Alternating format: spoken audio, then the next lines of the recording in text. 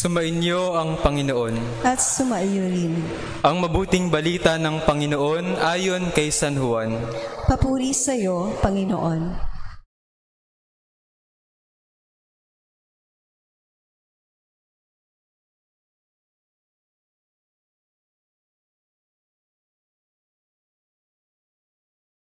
Bisperas na ng Paskwa. Alam ni Jesus na dumating na ang panahon ng kanyang paglisan sa sanlibutang ito upang bumalik sa Ama. Mahal niya ang kanyang mga tagasunod na nasa sanlibutan at ngayon ipakikita niya kung hanggang saan ang kanyang pag-ibig sa kanila. Naghahapunan si Jesus at ang mga alagad. Naisilid na ng diablo sa isip ni Judas, anak ni Simon Iscariote, ang pagkakanulo kay Jesus. Alam ni Jesus na ibinigay na sa kanya ng Ama ang buong kapangyarihan. Alam din niyang siya ay mula sa Diyos at babalik sa Diyos. Kaya't nang sila'y naghahapunan, tumindig si Jesus. Naghubad ng kanyang panlabas na kasuotan at nagbigkis ng tuwalya.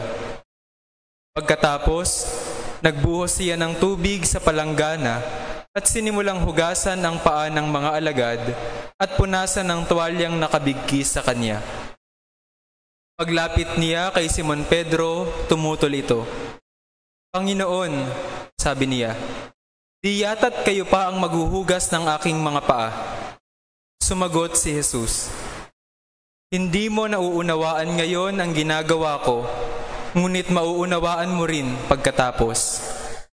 Sinabi sa kanya ni Pedro, hindi ko po pahuhugasan sa inyo ang aking mga paa. Kung hindi kita huhugasan, wala kang kaugnayan sa akin, tugon ni Jesus. Kaya't sinabi ni Pedro, Panginoon, hindi lamang po ang mga paa ko, kundi pati ang aking kamay at ulo. Ani Jesus, maliban sa kanyang mga paa, hindi na kailangang hugasan pa ang naligo na, sapagkat malinis na ang kanyang buong katawan. At malinis na kayo, ngunit hindi lahat. Sapagkat alam ni Jesus kung sino ang magkakanulo sa kanya, kaya sinabi niyang malinis na sila, ngunit hindi lahat. Nang mahugasan na ni Jesus ang kanilang mga paa, siya'y nagsuot ng damit at nagbalik sa hapag. Nauunawaan ba ninyo kung ano ang ginawa ko sa inyo? Tanong niya sa kanila, tinatawag ninyo akong guro at Panginoon, at tama kayo, sapagkat ako nga. Kung akong Panginoon ninyo at guro ay naghugas ng inyong mga paa, dapat din kayong maghugasan ng paa.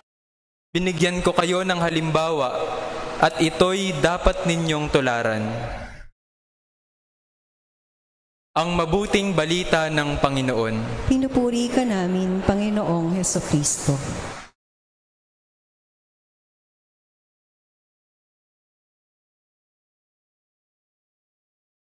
Magsitayo po ang lahat.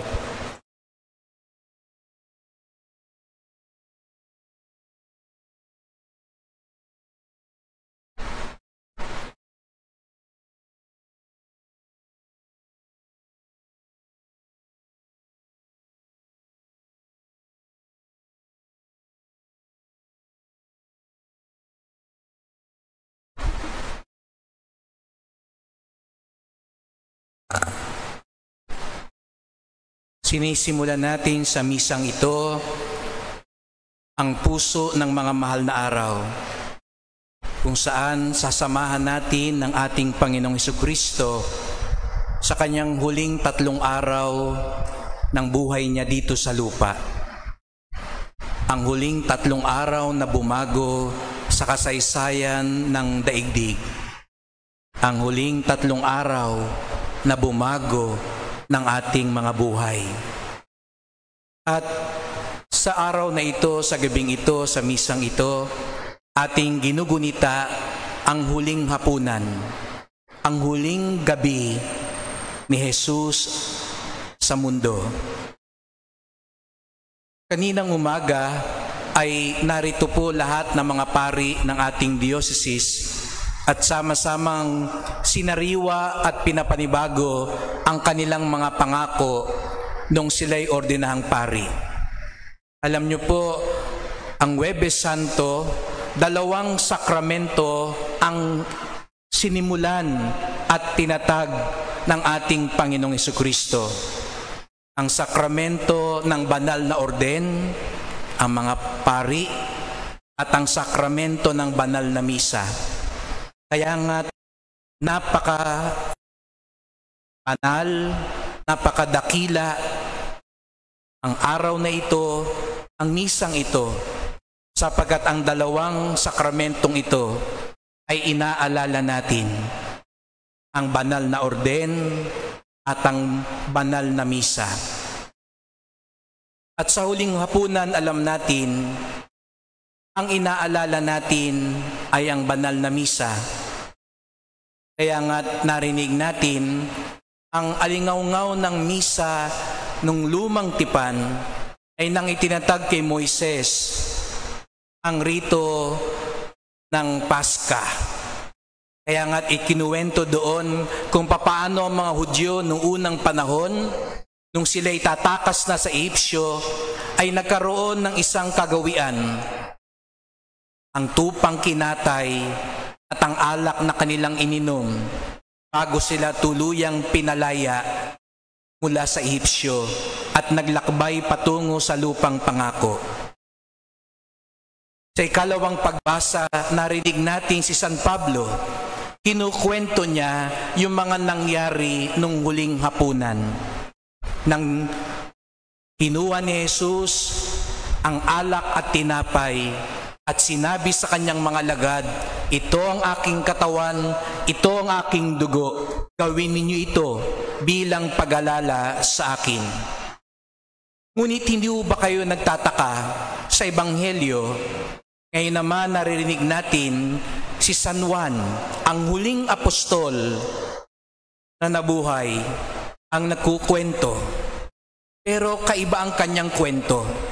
Alam niyo po, katitiya ko, may 4 tayong ebanghelyo.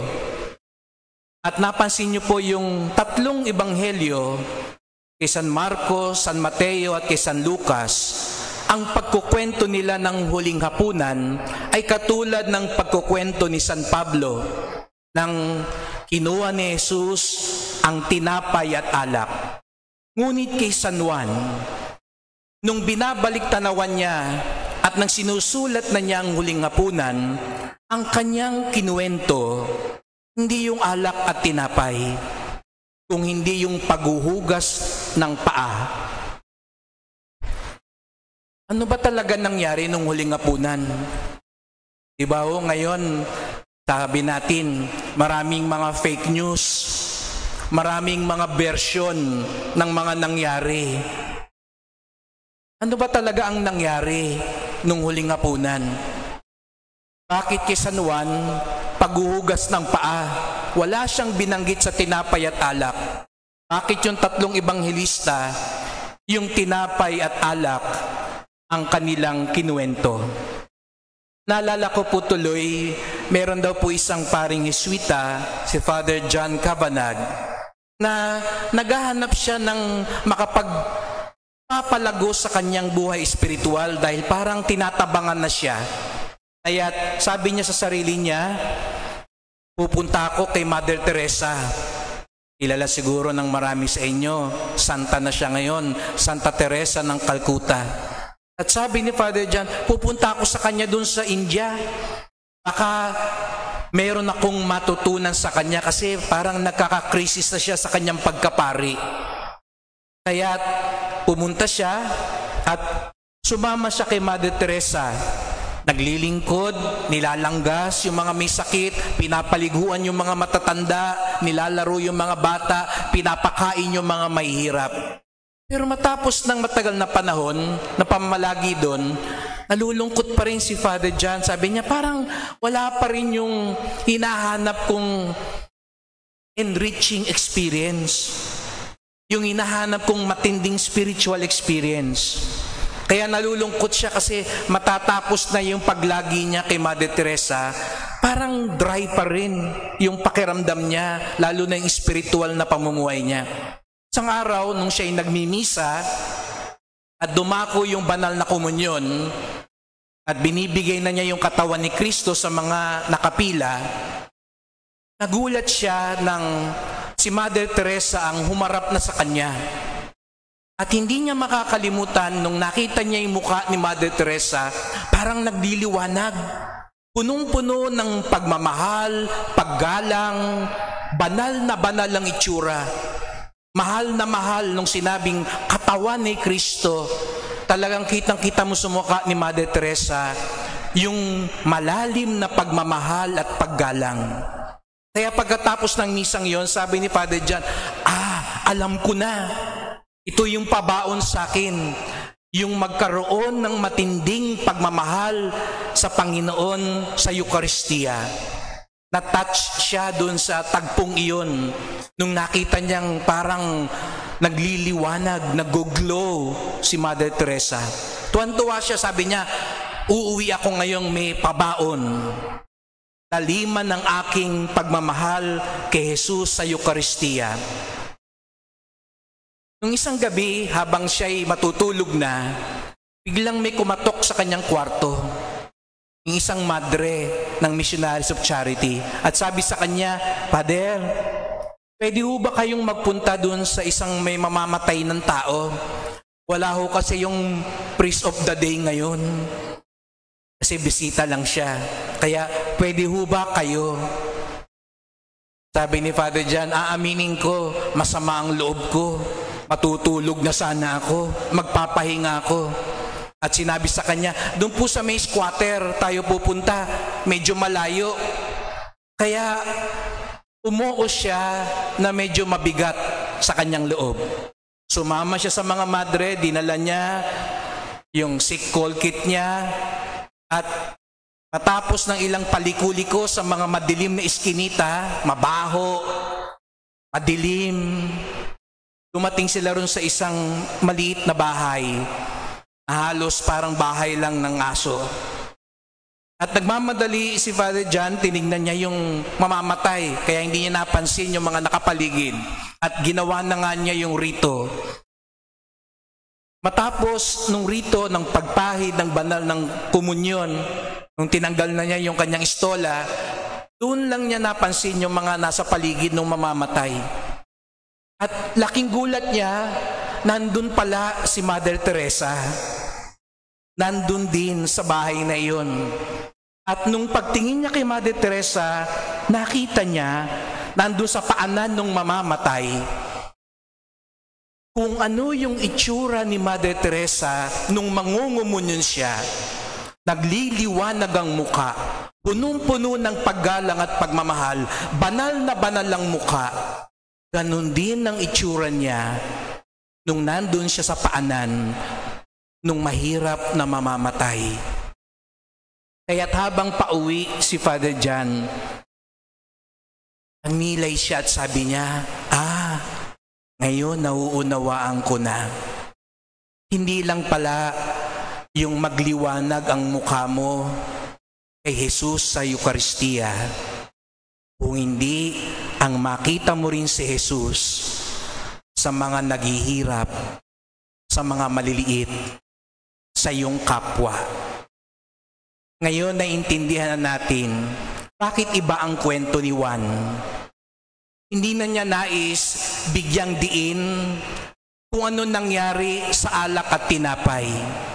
Ang gusto niyang ipaalala sa mga tao, kapag nagdiriwang tayo ng misa, huwag niyong kalimutan din, nung hinugasan ni Jesus ang paa ng mga alagad, katulad niya, punong-puno siya ng pagpapakumbaba, punong-puno siya ng pagmamahal, punong-puno siya ng pagbibigay ng sarili. At yun daw ang ibig sabihin ng pagmamahal sa Kanya, sa Eucharistia at sa kapwa. Mamaya mga kapatid, magkakaroon tayo ng banal na komunyon. Iba sa atin, at natutuwa po ako kapag nakakita ko ng mga taong pagpipila, talagang seryosong-seryoso sila. Hindi yung parang nakapila lang sa istasyon o tatanggap ng ayuda o kung saan-saan nakatingin. Natutuwa pa ako pag nakakita ko ng taong palapit, talagang nagdadasal, tagantaimtim, talagang hinahanda yung sarili nila sa pagtanggap kay Jesus. Kaya sana gawin natin po yun. Huwag tayong lalapit ng nakikipag-usap pa, nagse-cellphone pa, o nag-glow pa. Sana paglabas, pag nakita mo yung nangutang, hindi lang para alalahanin ang nangyayari sa hapag nung huling hapunan, kung hindi alalahanin din ang nag-uumapaw na pag-ibig at awa na nanahan kay Jesus nung mga sandaling iyon. Tandaan ninyo, hinugasan ni Jesus ang paa ni Judas na magkakanulo sa kanya. Hinugasan niya ang paa ni Pedro na magtatatwa sa kanya. Hinugasan niya ang paa ng mga alagad na isa-isang aalis at iiwan siya. Sapagkat yung pag-ibig niya sa banal na misa, yun pa rin ang awa niya sa lahat, maging sa mga nakasakit sa kanya. At ganun din sana ang pag-ibig na manahan sa atin.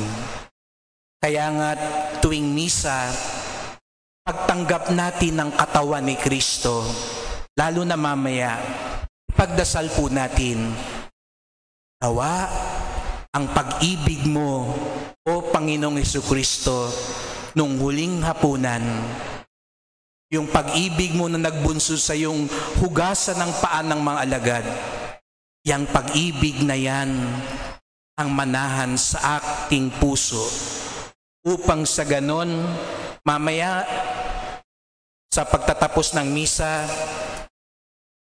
itatanghal ang Santisimo Sakramento. Magbibigay galang tayo. Magpapahayag tayo ng ating debosyon. Pero tandaan din natin, ang katawan ni Kristo ay makikita din natin sa ating kapwa. Tayo din ang buhay na katawan ni Kristo. At tuwing sinasabi ng Panginoon, gawin niyo ito bilang pag-alala sa akin, ang sinasabi niya, hindi lang magsimba tayo, hindi lang magkomunyon tayo.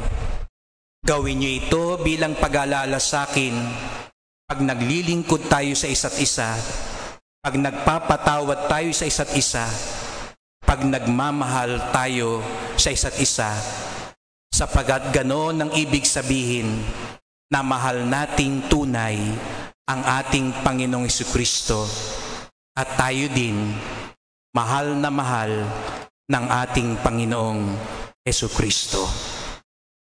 Amen.